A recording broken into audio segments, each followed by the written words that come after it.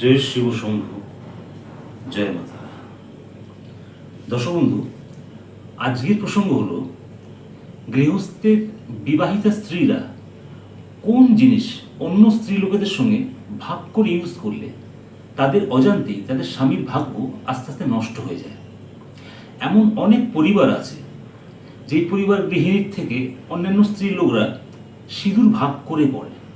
আবার এমন দেখা যায় কোনো গৃহস্থের বাড়িতে তার আত্মীয় স্বজন কুটুম বা কোনো অতিথি যদি আসে, সেই বাড়ির গৃহিণীর সিঁদুর কৌটো থেকে সিঁদুর নিয়ে তারা ইউজ করে।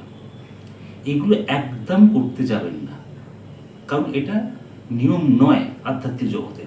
আপনার সিঁদুর কৌটোর সিঁদুর শুধু আপনি ইউজ করবেন, আর যেন কেউ করতে না পারে। সে যেই হোক না কেন, প্রয়োজন পড়ে তাকে কিনে দেবেন।